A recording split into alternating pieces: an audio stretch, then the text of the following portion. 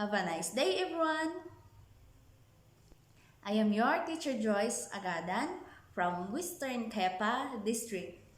I will be discussing Mathematics 3, Quarter 3, Module 1. Identifying odd and even numbers. Now, let us read what I need to know. This module was designed and written with you in mind. It is made to help you comprehend and easily identify odd and even numbers. The scope of this module permits it to be used in many different learning situations. The language used recognizes your diverse vocabulary backgrounds. The lessons are arranged to follow the standard sequence of the course, but the order in which you read them can be changed to correspond with the Mathematics 3 learning materials you are using. After going through this module, you are expected to identify odd and even numbers. Now, let's turn to page 2. What I know. This activity will be your practice. Direction. Copy the numbers in your paper. Determine whether the number is odd or even number. Let's start. Number 1, 26. Odd or even? Number 1, 26. Odd or even? Number 2, 18. Odd or even? Number 2, odd or even? Number 3, 79. Odd or even? Number 3, 79. Odd or even? Number 4, 15. Number 4, 15. Odd or even? Number 5, 89. Odd or even? Number 5, 89. Odd or even? Number 6, 101. Number 6, 101. Odd or even? Number 7, 238. 7, 238. Number 8, 454. Number 8, 454. Number 9, 500. Number 9, 500. Number 10, 873. Number 10, 873. Number 11, 1457. Number 11, 1457. Is it odd or even? Number 12, 2536. Is it odd or even? Number 12, 2536. Is it odd or even? Number 13, 3210. Is it odd or even? Number 13, 3210. Is it odd or even? Number 14, 5012. Is it odd or even? Number 14, 5,012. Is it odd or even? Number 15, 9,113. Is it odd or even? Number 15, 9,113. Is it odd or even? Now, finalize your answer. Are you done? Excellent. Now, let's turn to page 3, the lesson proper. Identifying odd and even numbers. Let us read. Numbers can be categorized into two unique identities. No matter how small or great the value of a certain number, it can still be identified as either an odd or even number. This module will help you how to identify odd and even numbers. What's in? Activity number 2. Letter A, let us read the direction. Identifying proper and improper fractions. This will serve as your previous lesson. Write P if the fraction is a proper fraction and M if it is an improper fraction. Number 1, 1/7. Number 1, 1/7. Letter P or letter M. Number 2, 2/9. Number 2, 2/9.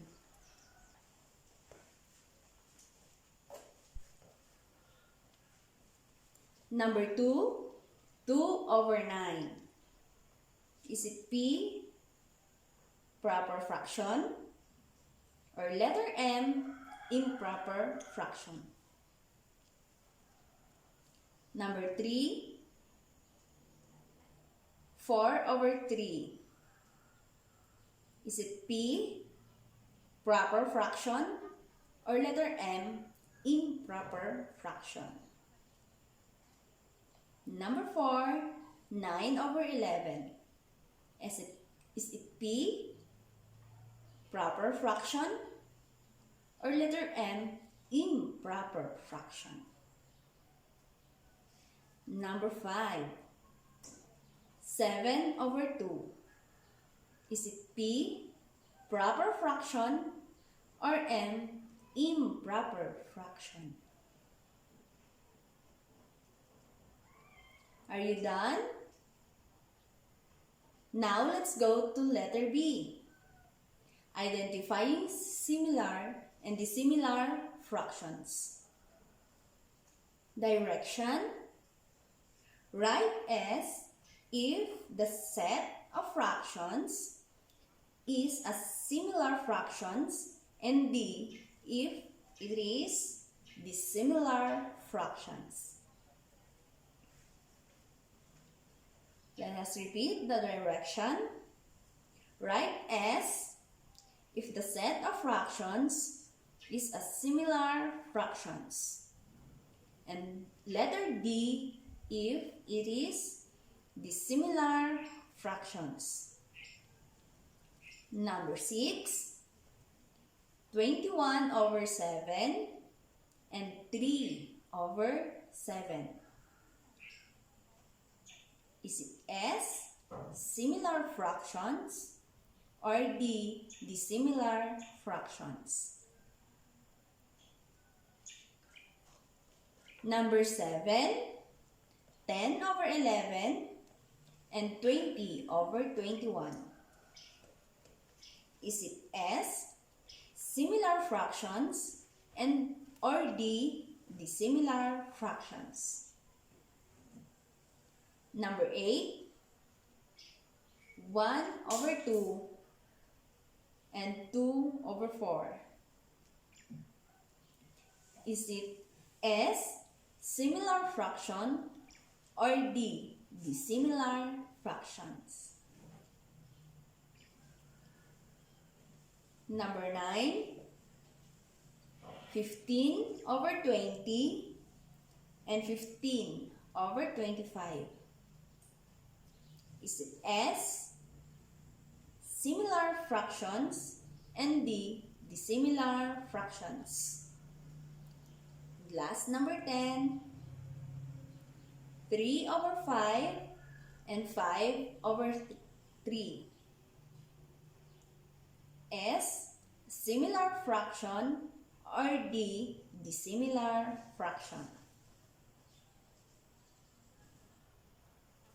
Are you done? Excellent. Now, let's turn to page 4. What's new? Let us read. Mrs. Ching's class will join a program. She told her learners to fall in line in pair. If she has 24 learners in her class, will each learner find a partner? How about if she has 23 learners? Would everyone have a pair? Among the given number above, which one is an odd number? Which is an even number? Can you guess? If your answer is 24, what would it be? Correct. It's an example of even number. How about 23? Very good. It's an example of odd number. Now let's continue reading. What is it? No matter how small or large a number, it can still be classified as either an odd or even number. The best and seemingly the easiest way to identify whether a number is an odd number or an even number is to look at the end number or the number in its ones place value. If the number has 2 or more digits. Numbers with 1, 3, 5, 7, and 9 in the end or in their ones place value are called odd number. Come again. What are odd numbers? Odd numbers are with number 1, 3, 7, and 9 in the end or in its one place value. While those with 0, 2, 4, 6, and 8 are called even numbers.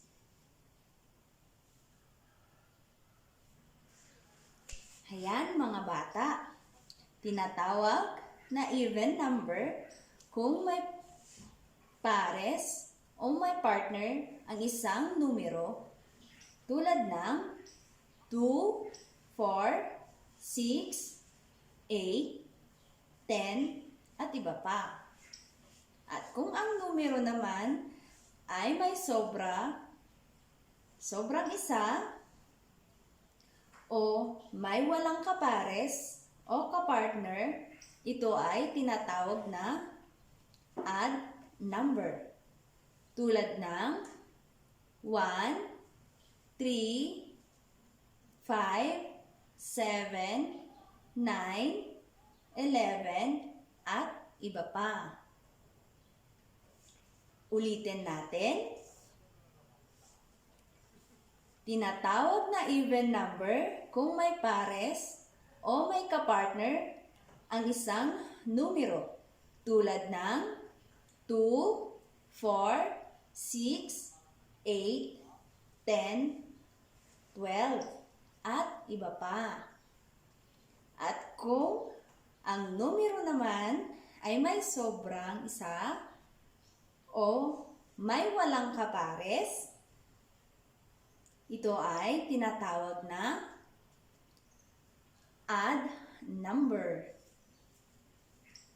Tulad ng 1, 1, 3, 5, 7, 9, 11, at iba pa. Naintindihan? Very good. Yan mga bata. Let's turn to page 5. Activity number 3. Let's read the direction letter A. Supply each blank with a correct odd number to complete the sequence.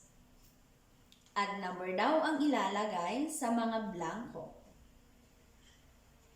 Nulit ang odd number mga bata. Tama, ang odd number ay may isang sobra o may isang walang kapares. Sagutin na ang mga numero 1, 2, at 3.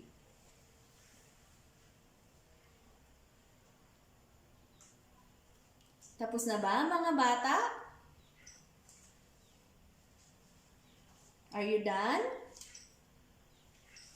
Now let's go to activity letter B. Let's read the direction. Supply each blank with a correct even number to complete the sequence. Dito naman, sa 4, 5, 6, even number ang isusulat. Ano ulit ang even number? Tama mga bata. Even number ay ang magkakapares na mga numero. Sagutan na ang 4, 5, 6.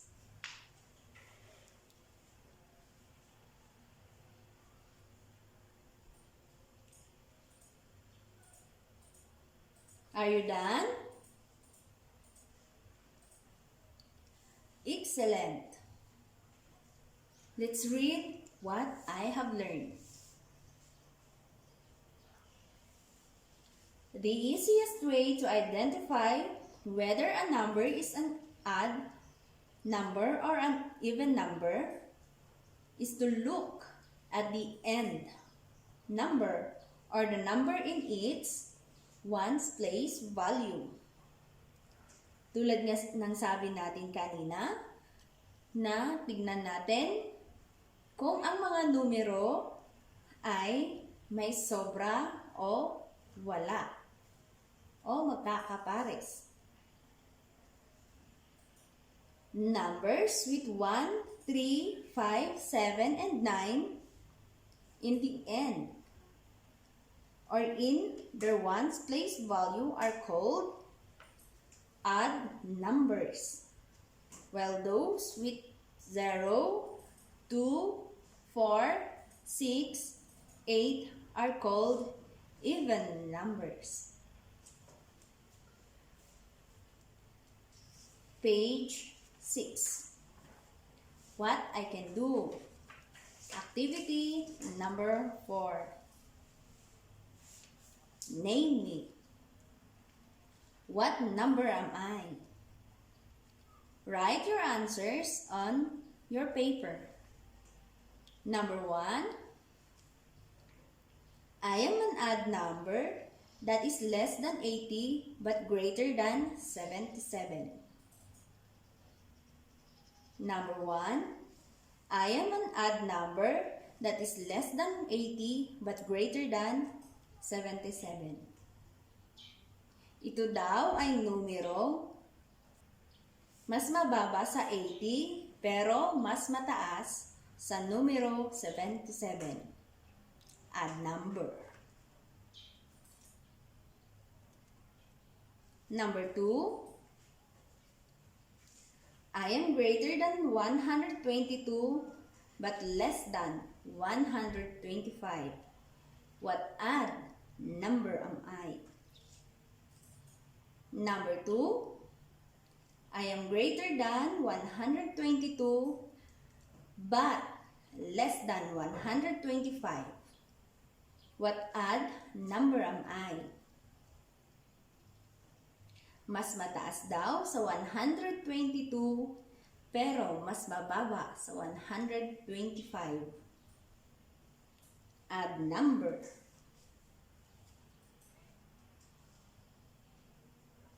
Number 3, I am the greatest odd number that is less than 600.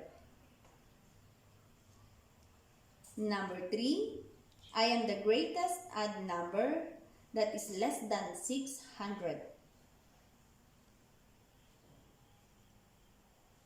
Number 4, I am an even number that is less than 1,400 but greater than 1,396.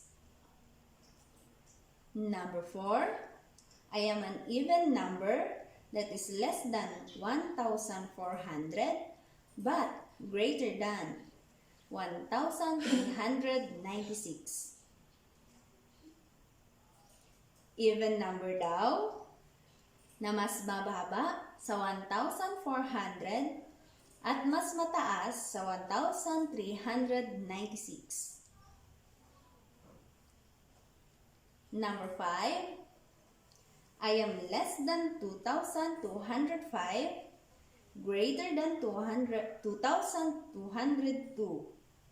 What even number am I? Number 5, I am less than 2,205 but greater than 2,202. What even number am I? Mas mababa sa 2,205 pero mas mataas sa 2,202 na even number. Tapos na mga bata? Good job! Now, let's turn to page 7. Assessment. Activity number 5. Let's read the direction. Determine whether the number is odd or even number. Number 1, 22. Number 2, 58. Number 3, 59. Number 4, 5. Number 5, 99. Number 6, 701. Number 7, 838. Number 8, 454. Number 9, 900. Number 10, 773. Number 10, 773. Number 11, 7,407. Number 11, 7,407. Number 12, 6,586. Number 12, 6,586. Number 13, 1,290. Number 13, 1,290. Number 14, 7,052. Number 14, 7,052. Last number, 15. 1,813. Number 15, 1,813. Number 15, 1,813. Finish?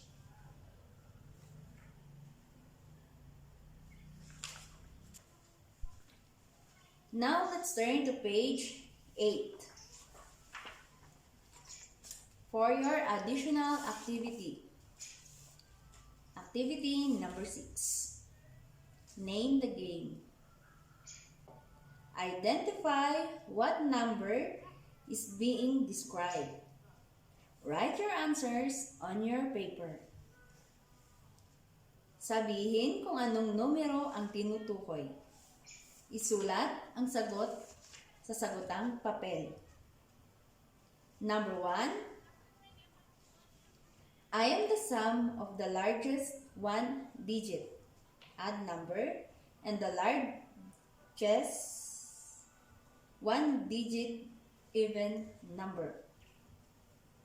I repeat, I am the sum of the largest one-digit number. I repeat, I am the sum of the largest one-digit odd number and the largest one-digit even number. Number 2, what is the sum of all even numbers that are less than 30?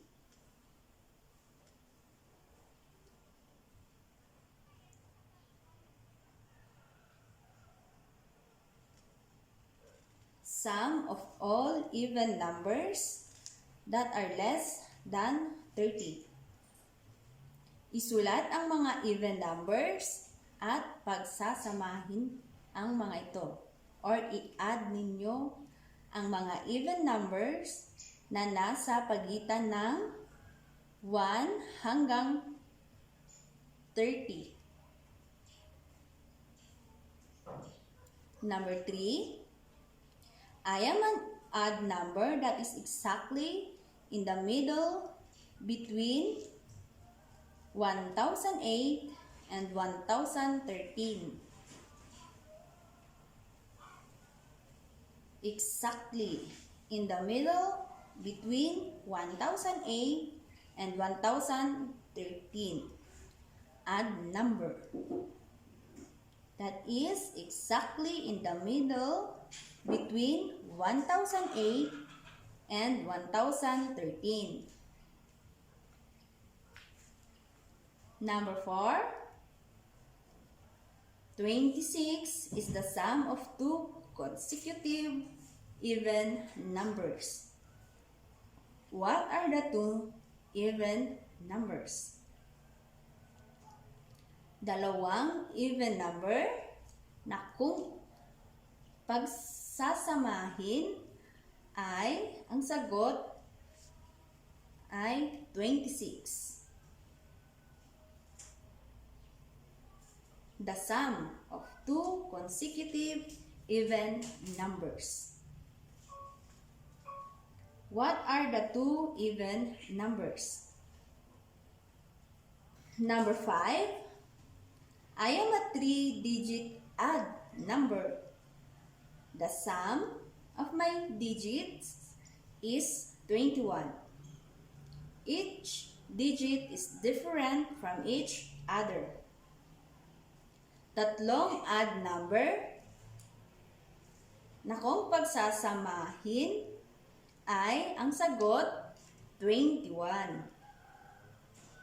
Ano ang mga numerong ito?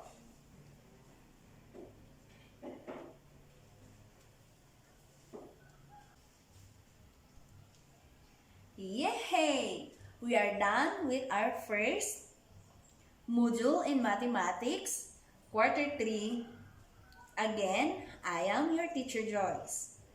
O mga bata, huwag nating kalimutan ha ang ating paksa o lesson ngayon. Ang odd numbers at even numbers. Thank you!